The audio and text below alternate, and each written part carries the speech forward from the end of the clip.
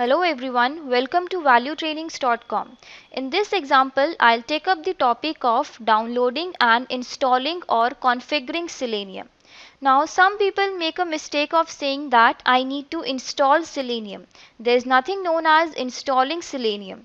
You just need to have the latest DLLs of the Selenium and just need to configure Selenium inside your Visual Studio project.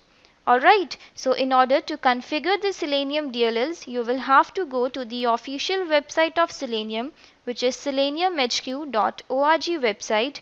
Over here, we go to the download section, and out here you can see the latest version, which is 3.1.0. So you can simply download the latest version of the Selenium from here. I click on this download link and it will get downloaded on your system. Now one thing, I'll not be working with this 3.1.0 version since it is having many bugs inside it. So rather I'll switch back to one version of the Selenium, which is 3.0 version. Alright, so we will be working with the 3.0 version of the Selenium. You can simply download it from here and say like I already have it on my system, which is out here selenium.net 3.0 version, the zip file of it. Now when you extract this zip folder, you will simply get this folder. I go to the net40 folder, and these are the DLLs that you need to include in your Visual Studio project in order to work with the Selenium. So you need to include these all DLL files inside your Visual Studio project. Okay, so what I'll do is that I'll simply open up my Visual Studio and will create a new project into it, that is say Selenium WebDriver.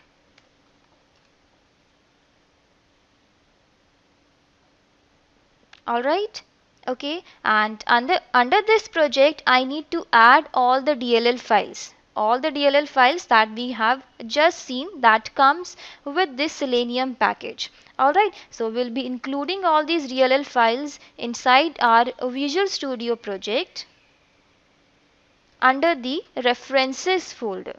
Alright, so hold on.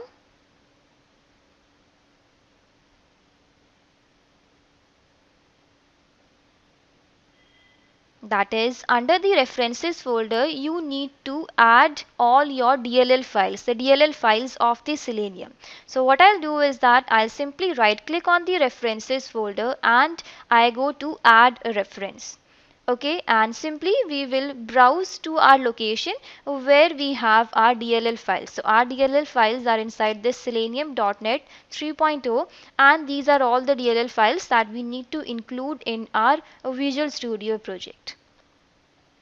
Okay, right, and then so once you have included your DLL files, the Selenium DLL files, now you can start working with your script. You can start building up the simple .NET programs. For example, say suppose I have this program.cs class file with me which contains the main method inside it.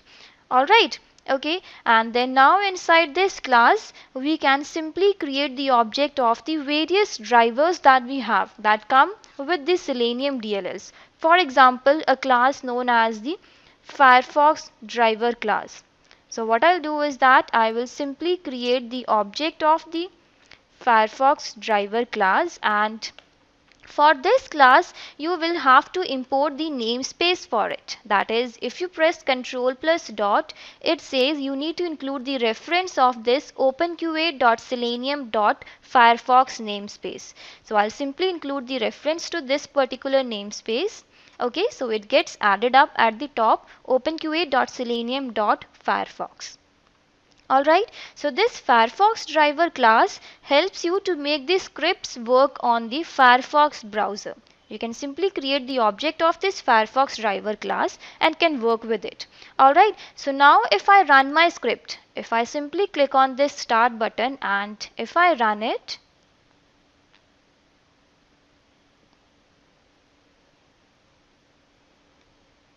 okay.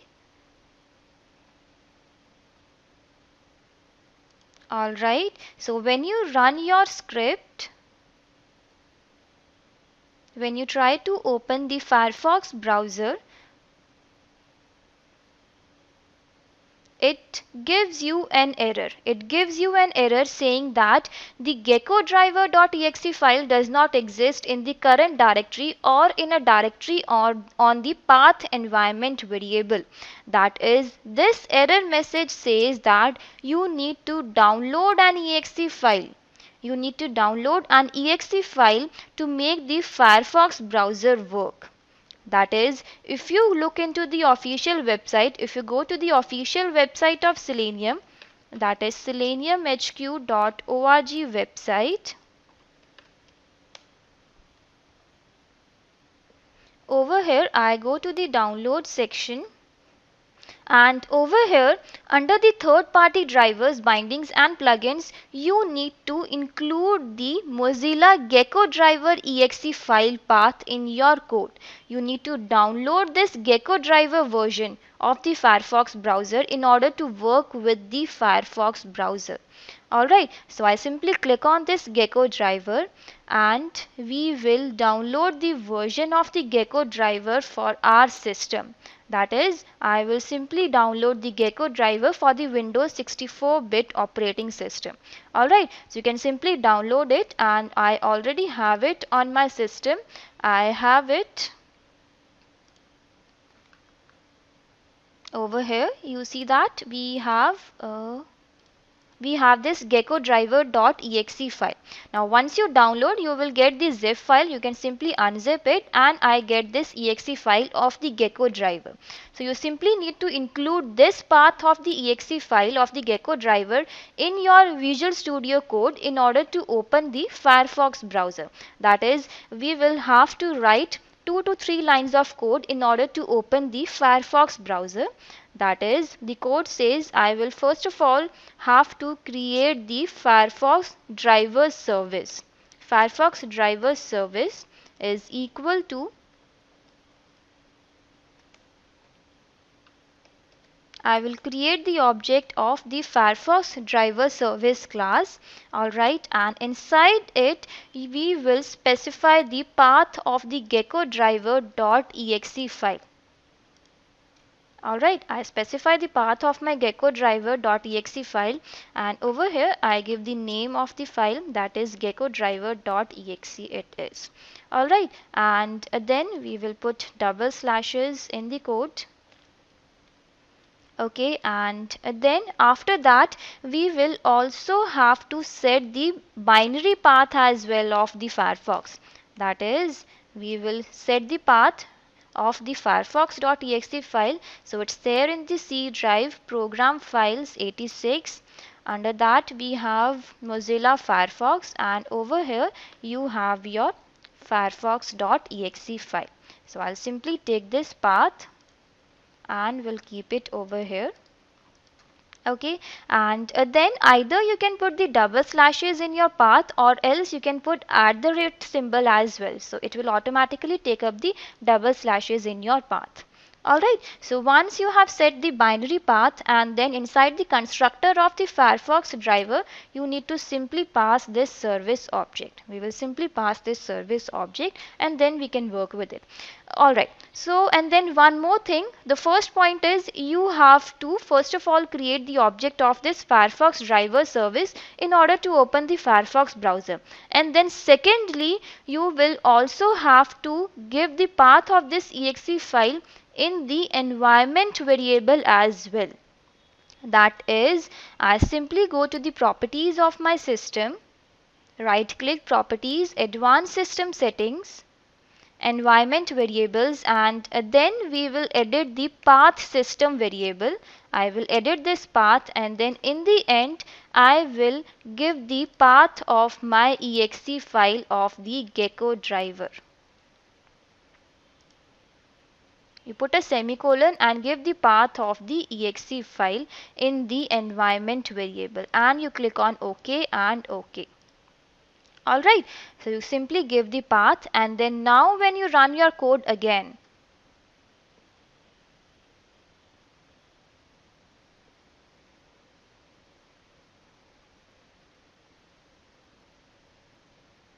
Okay, so now you see that you see a blank Firefox opening up before you.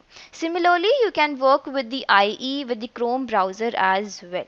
Alright, so this is how you open up the Firefox browser. And then since like this version 3.x version is slightly an unstable version, we usually does not work with the unstable this version of Selenium, that is 3.x version, and rather we actually work with the Selenium 2.53 version, which is more stable than the 3.x version. Alright.